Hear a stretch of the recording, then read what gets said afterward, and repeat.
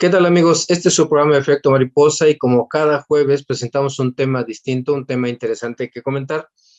Y en esta semana que pues, comenzó este lunes con el 15 de mayo, precisamente con los festejos de los 150 aniversario de ciudad de Jojutla como ciudad, invitamos a Julián Vences Camacho, quien es el cronista, o es uno de los cronistas de la ciudad, aquí de la ciudad de Jojutla de Juárez.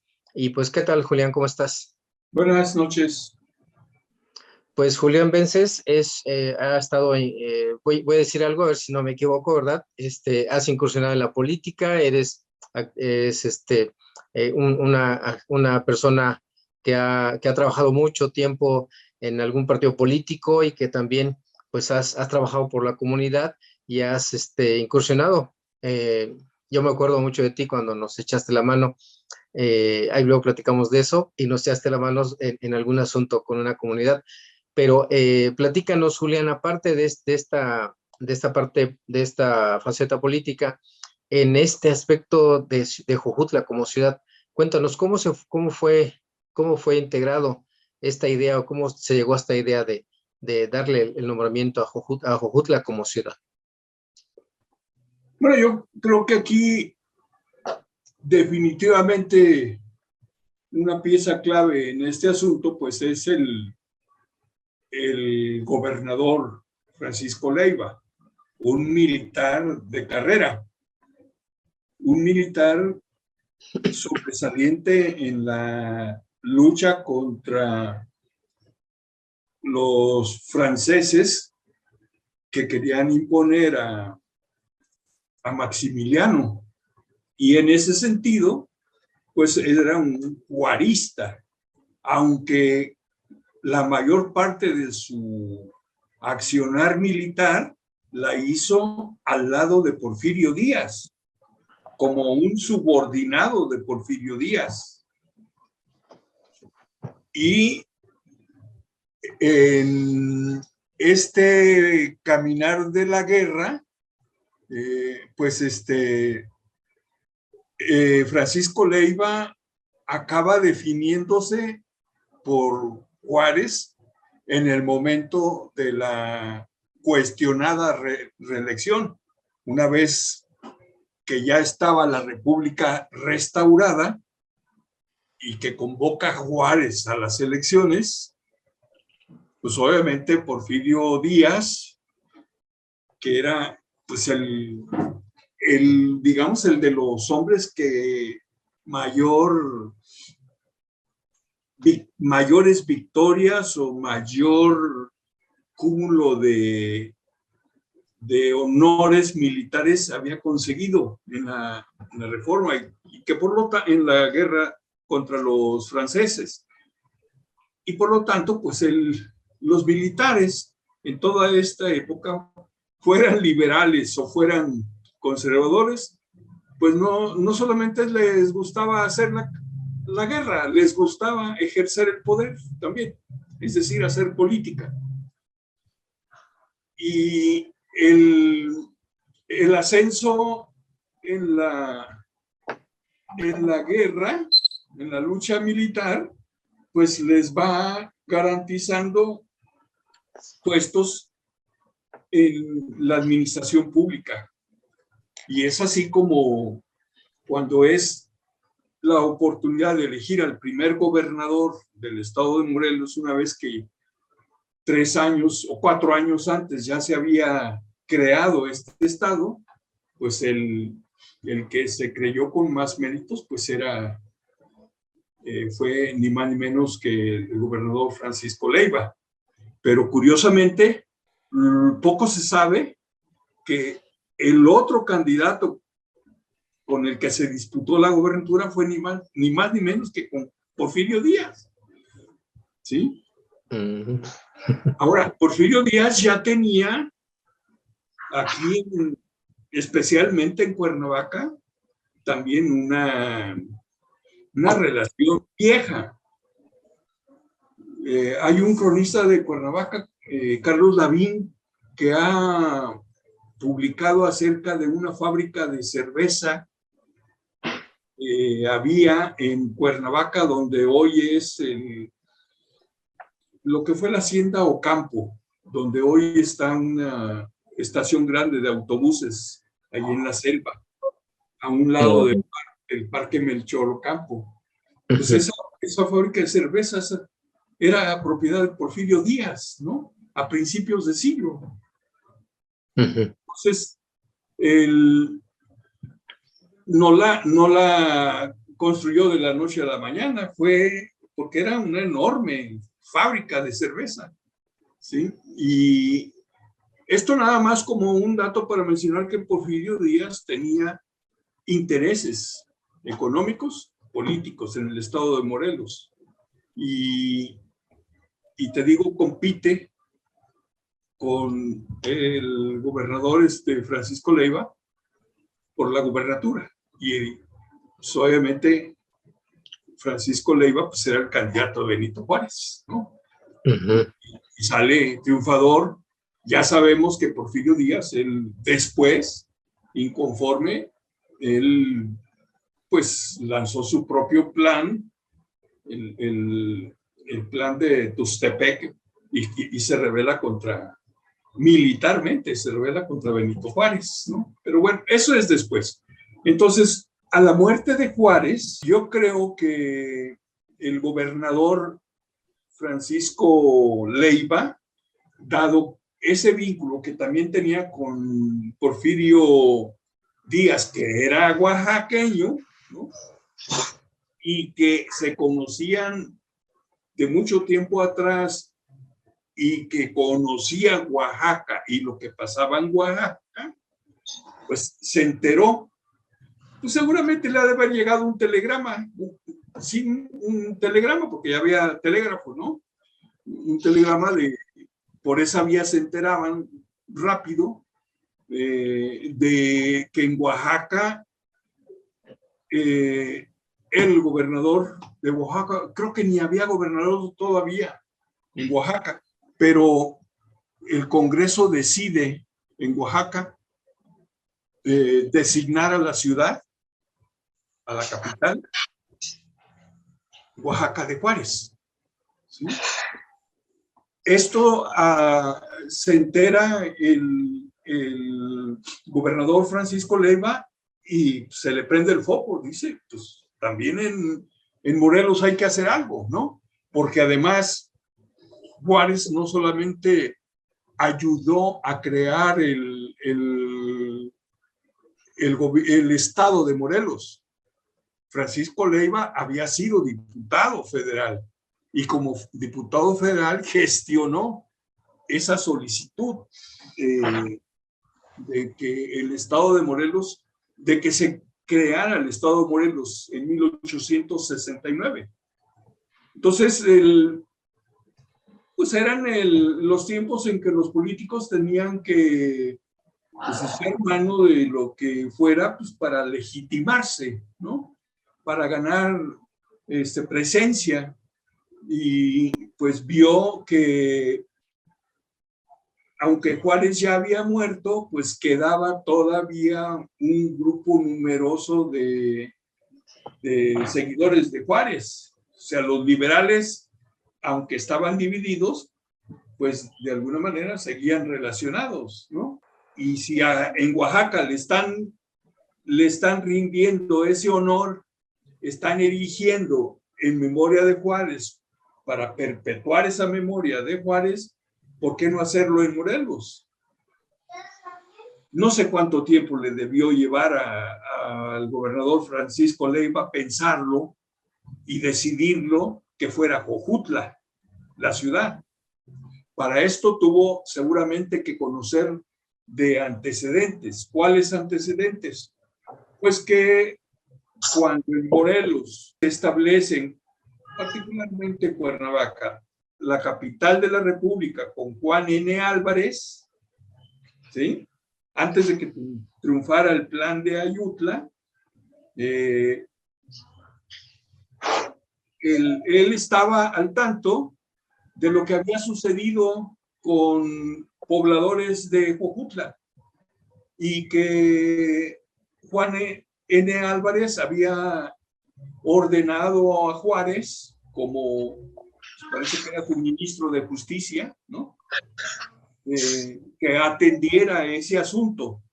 ¿Cuál? La restitución de tierras, de una porción amplia de tierras que se había agandallado un Fandiño, supongo que era Joaquín Fandiño, ¿no?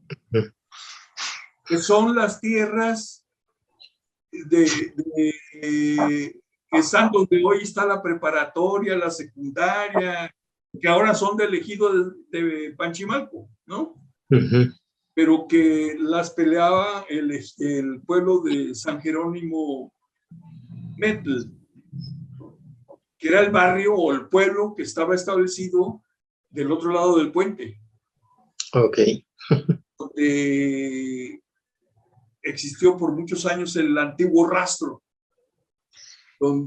enfrente de la preparatoria, en esa esquina. Allí fue el antiguo rastro, que no tengo datos de cuándo se creó, pero todo eso era cascos viejos de una hacienda, de esa hacienda que se había apoderado de todas las tierras circundantes. Y Juárez ganó el pleito a favor de los cojutlenses, ¿sí? Para que se les restituyeran sus tierras. Creo que este es el dato, digamos, clave que conocía el gobernador y que lo llevó a decidirse por Jojutla. ¿Por qué no ponérsela a Yautepec? ¿Por qué no ponerle el apellido de Juárez a Cuautla, que era más grande, más importante históricamente, etcétera, ¿no? Pero bueno, claro, ya había ese antecedente, ese vínculo con Juárez. No hay noticias, no hay datos de que Juárez se haya venido a Jojutla o de que haya pasado por aquí o de que haya estado aquí. ¿Sí? A lo mejor, pues, llegó a pasar por allá por Alpuyeca o cuando venían de Acapulco, ¿no?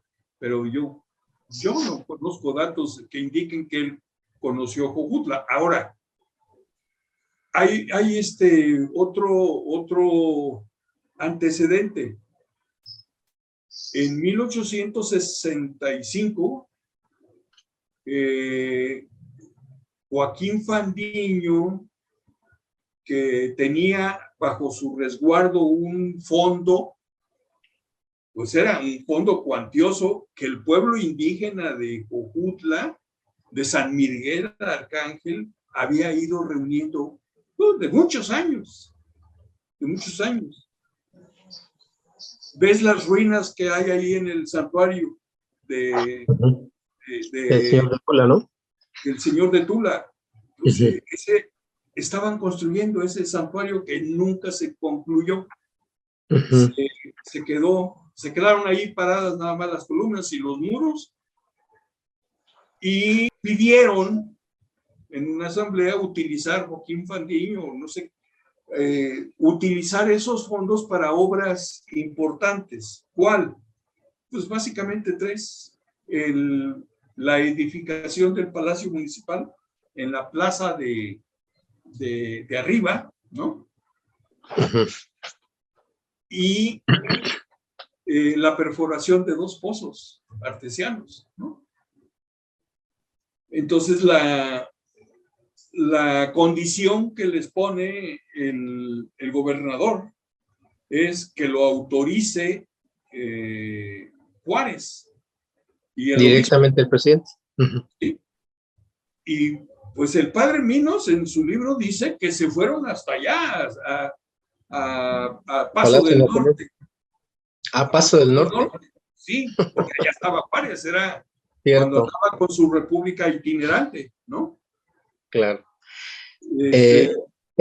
Julián, perdón, vamos a ir a un corte aquí en el Efecto Mariposa. Estamos platicando con Julián Vences, quien es el cronista de la ciudad de Jojutla, y estamos hablando sobre 150 años de que Jojutla fue declarada como ciudad. Vamos a regresar con este tema aquí en el efecto mariposa.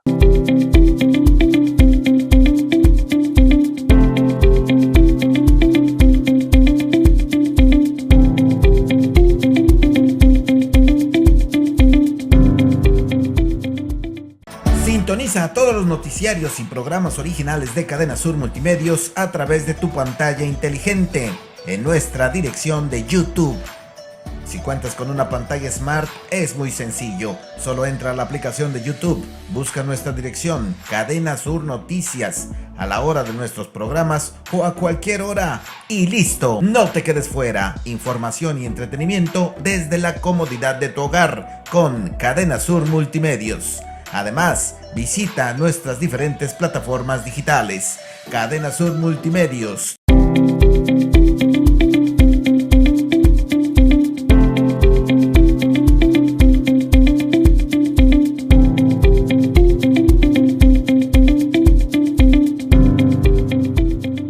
Continuamos aquí en el efecto mariposa. Estamos platicando con Julián Vences acerca de por qué se le nombró Jojutla de Juárez, o por qué se eligió a Jojutla como ponerle el apellido de Juárez. Continuamos, Julián, perdón. Decía yo que no fue nada más una ocurrencia, creo yo, Claro. de Francisco Leiva. Desde luego que él conocía antecedentes, él tenía conocimiento de algo que había sucedido en lo cual Juárez estaba involucrado. Te mencioné lo de las tierras que él ayudó a recuperar, y también la intervención que tuvo Juárez para aprobar la utilización de ese fondo bajo el resguardo de Joaquín Fandiño para que se construyera el Palacio Municipal.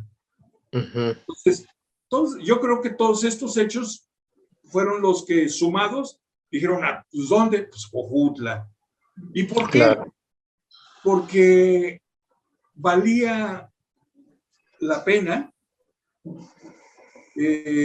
recordar la memoria de Juárez.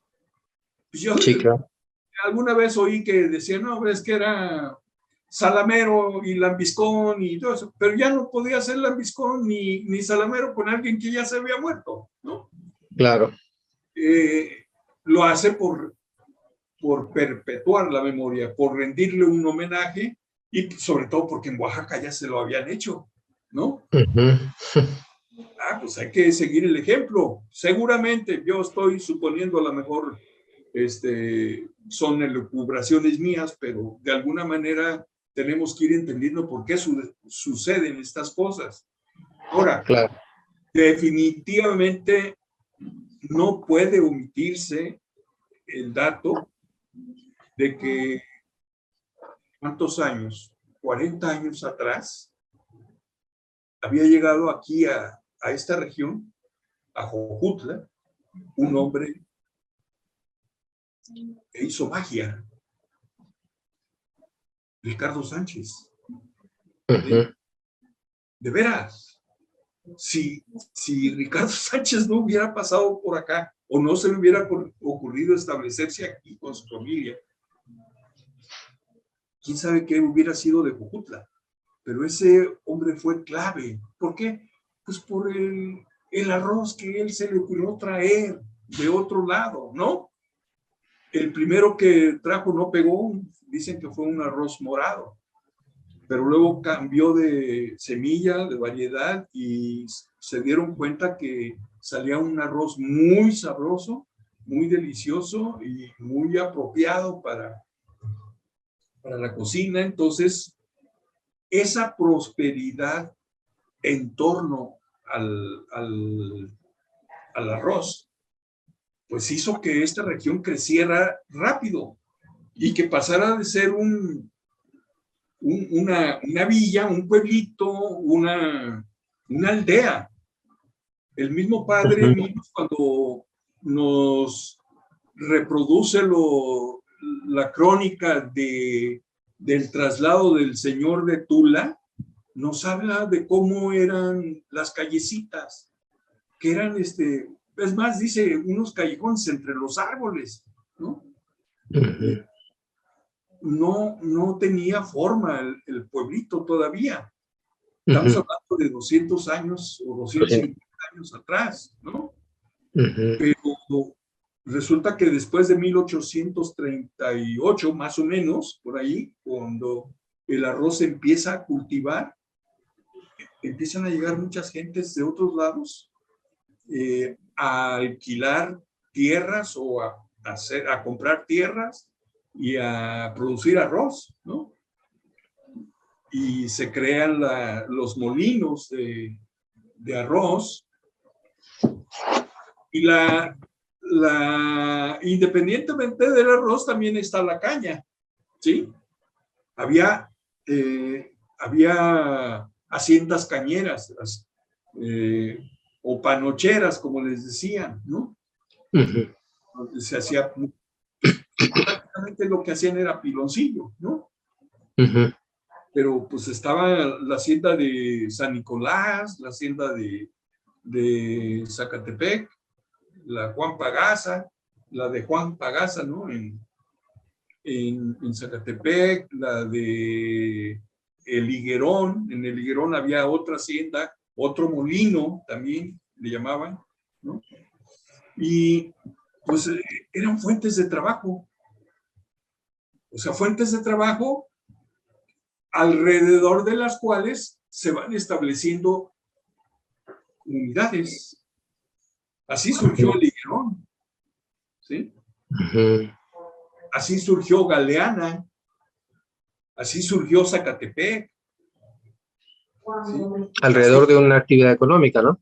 Sí, así crecen. Aquí en Zacatepec, en Jujutla tenemos el molino de la Perseverancia, ¿no? En fin, digamos, hay una ciudad que está prosperando, que no era ciudad, era villa. Era la villa. Ahora, el ponerle el apellido de Juárez le dio ya otra categoría, ¿no? Claro, pero pues no fue tan fácil. ¿Por qué?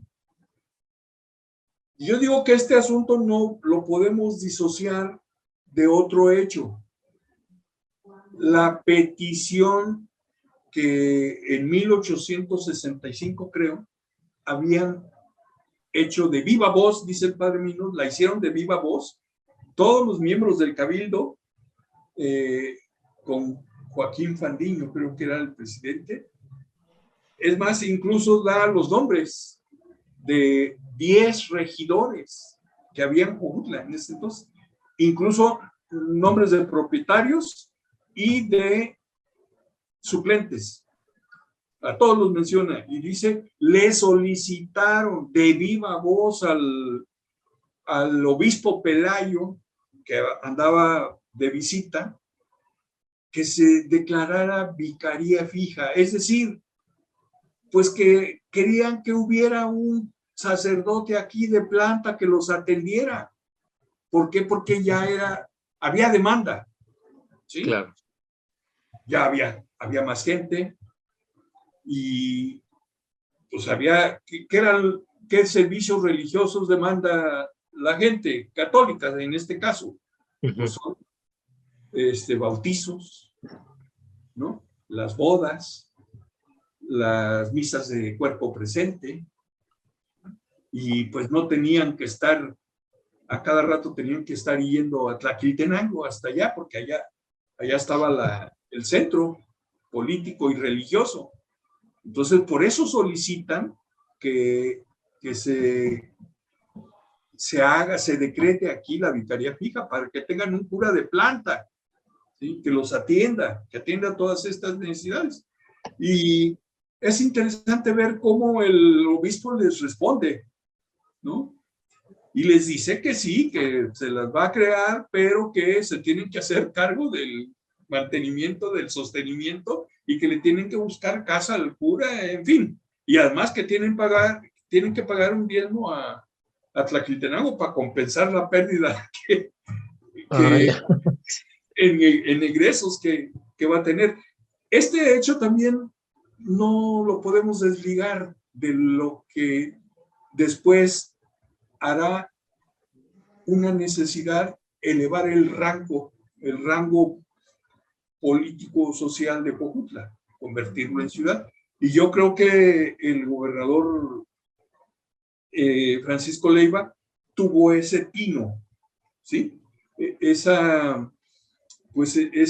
don de decir aquí hay que hacer esto, hay que elevar el rango de esta comunidad, de este pueblo, de esta villa, porque está creciendo y hay mucha prosperidad y va a crecer más. Y no estuvo errado, ¿eh? Ahora, decíamos que lo del Juárez, ¿qué tanto contribuyó, qué tanto ayudó para el realce económico-social de Jojutla? Allí yo tendría mis dudas porque, por lo menos, en el ámbito religioso, pues no les cayó nada bien ese decreto. ¿Sí? Pues sí, ¿no? Voy a hacer un comentario irreverente. Espero no lo tomen a mal. A mí el libro del Padre Minos lo comparo con las prendas femeninas de 2 piezas. Esas que usan las mujeres para ir a la playa. Ajá. Porque se me hace más interesante por lo que no muestra que por lo que muestra. ¿Sí? Ándale. ¿Por qué? Porque, mira, yo lo he leído no sé cuántas veces y siempre descubro cosas. Entre líneas, ¿no? En el libro, sí. Por ejemplo, yo pensando en esto, la primera página después del título, nos da cuenta de que el padre Agapito le solicitó al obispo José Mora y del Río, arzobispo de México, le mandó el manuscrito pidiéndole que lo sometiera a censura. ¿Sí? El propio manuscrito. Él, sí. O sea, Dice, oh, qué caray. aquí dice, el que suscribe respetuosamente suplica a vuestra ilustrísima tenga la bondad de sujetar a la censura eclesiástica los adjuntos manuscritos para que, si ésta resulta favorable, se digne concederle permiso para publicarlo. Bien. Okay.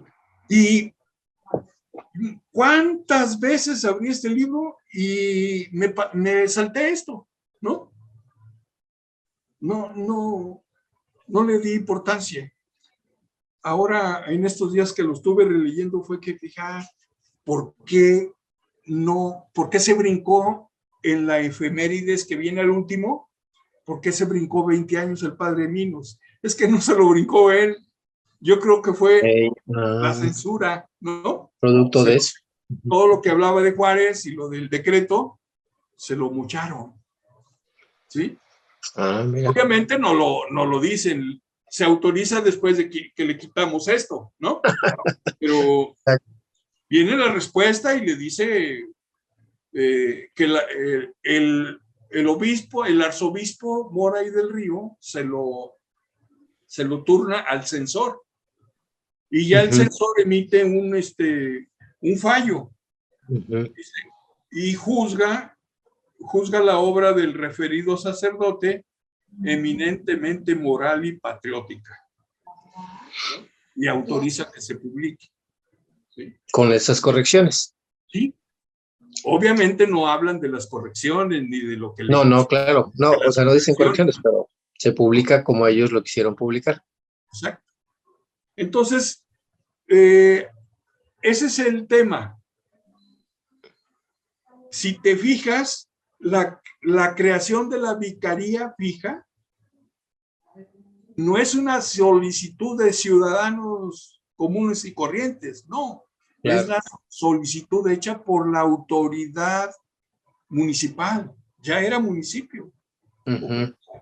¿no? Ya tenía presidente, ya tenía regidores, y son estos los que la solicitan. Entonces, esto quiere decir que las leyes de reforma, la separación de la iglesia y del Estado, no tenía vigencia todavía. Venía en grados, ¿no? Venía bajando apenas. Se atoraba, no se aplicaba de todo.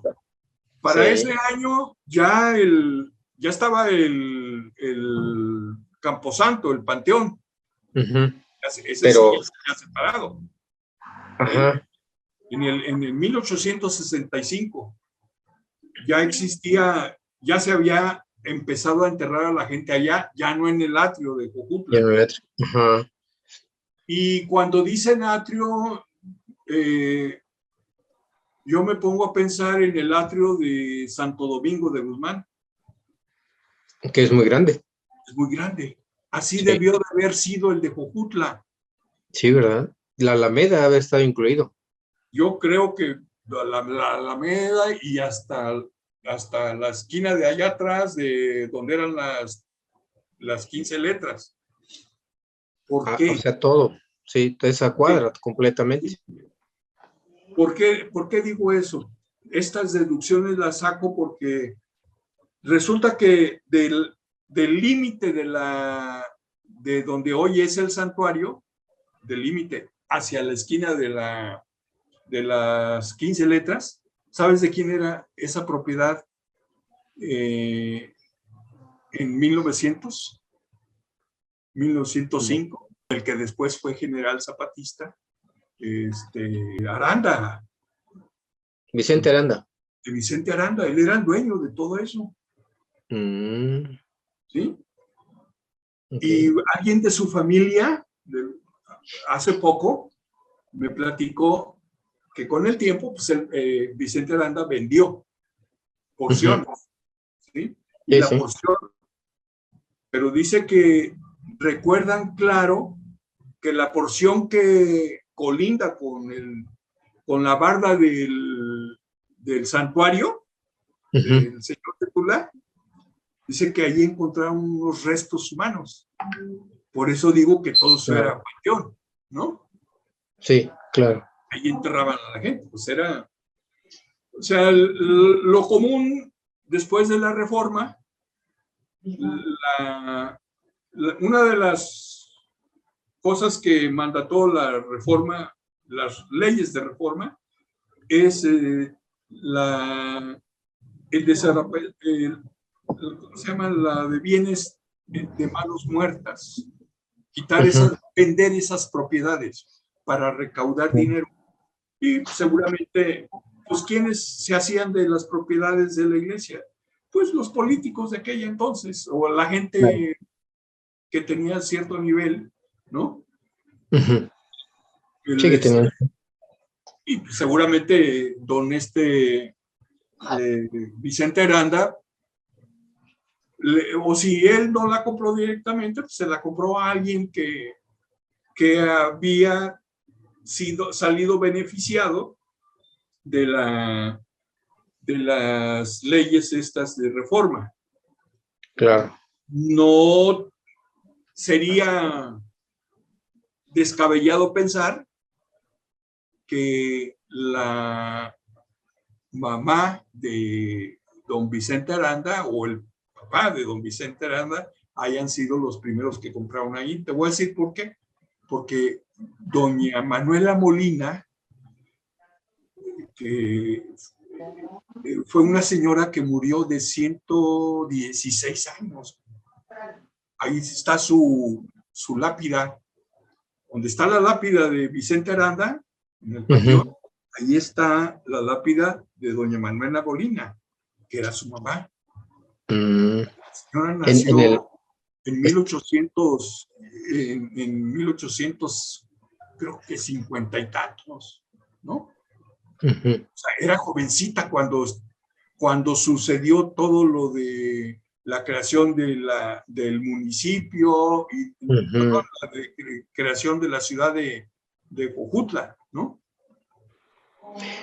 Entonces, ahora, son muchas deducciones que tenemos que sacar. Por eso digo que este libro del Padre Minos me parece formidable, porque te hace Claro, pensar muchas cosas que no dice él, pero que te da pie a que ates cabos, ¿no?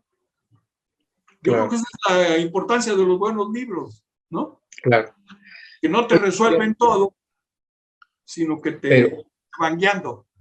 exacto. Oye, Julián, pero entonces aquí, pues todo esto trascendió para que en este momento, el de ayer estuvimos presentes en diferentes actos para conmemorar, para celebrar, más bien para celebrar que Jojutla pues fue elevado al rango de ciudad.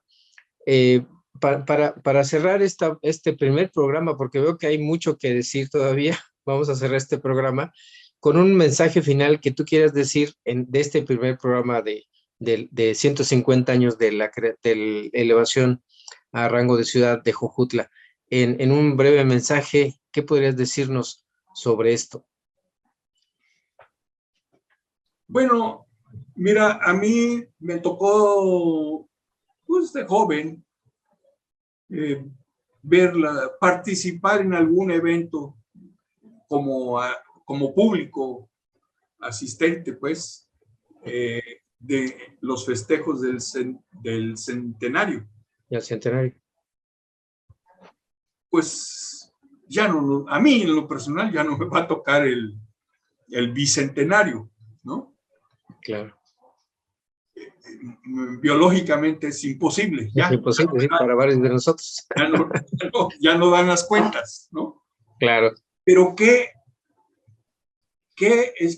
experiencia tan formidable sería para las generaciones jóvenes, a las que sí les puede tocar y que hoy fueron testigos, que pudieran recordar todo aquello, ¿no?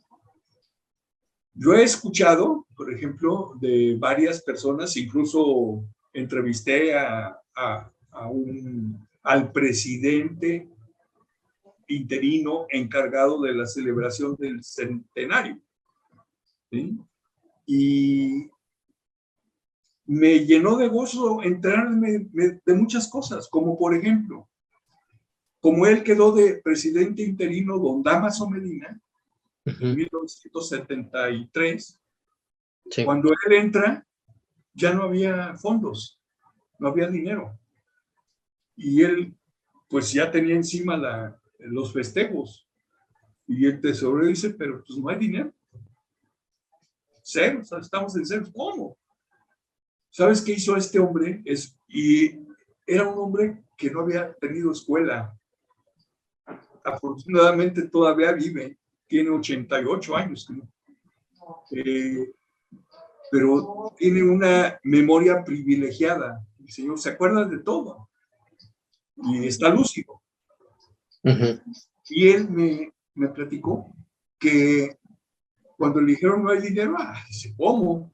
Ahorita se fue al mercado. Ya estaba el mercado nuevo. El Benito Juárez. El Benito Juárez.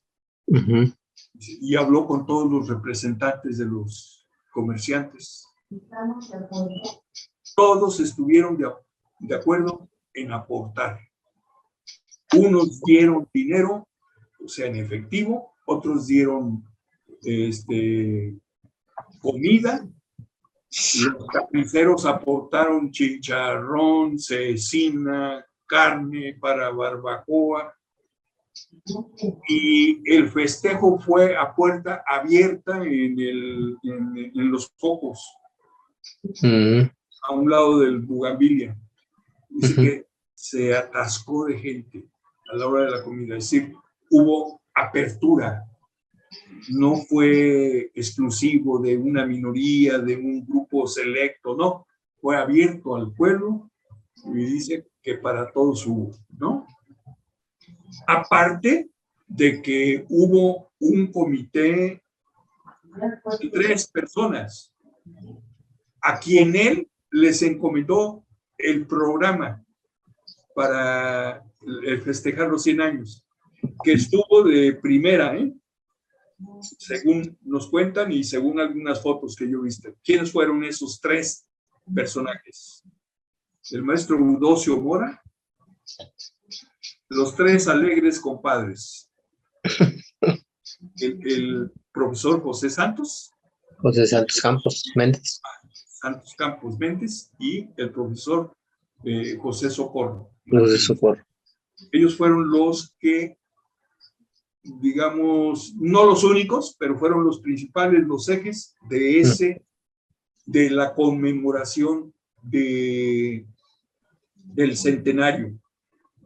Ojalá dentro de 50 años hubiese un comité ciudadano que pudiera hacerse cargo de la celebración con el respaldo y apoyo de las autoridades. Porque esto tiene más brillo, esto jala más, esto hace suya la vivencia a quienes participan en ella. Porque de lo contrario, bueno, yo sé que hay un esfuerzo muy grande, enorme de las autoridades actuales y entiendo el sacrificio que hacen nuestro amigo Juan Ángel, cómo se mueve y cómo busca y todas las puertas que toca y todo y los contactos que tiene que le responden, sí, pero la gente, la mayor parte de la gente va al llamado, ¿sí? Claro. No es parte de. Lo que se ha hecho es importante, pero pudiera crecer más. Por ejemplo, a mí me da quiero hacer la comparación. La inauguración del Ave Fénix ayer, yo estuve ahí, muy emotivo, bonito y todo, ¿sí? Pero yo decía, ¿y por qué aquí no vienen las multitudes que sí van al carnaval, no? Claro. Ah, porque el carnaval es un evento que jala, ¿sí? Es un evento que hace que la gente se involucre. Y yo creo que algo así hubiera sido la inauguración de la Fénix. Estuvo bien, fabulosa, a mí me encantó, ¿sí? Todo bonito, ¿sí?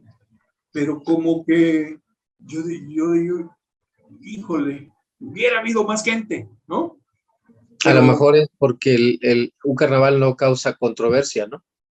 Como causó la controversia de la bebé. También el carnaval. Pues sí, pero no tanta, pues.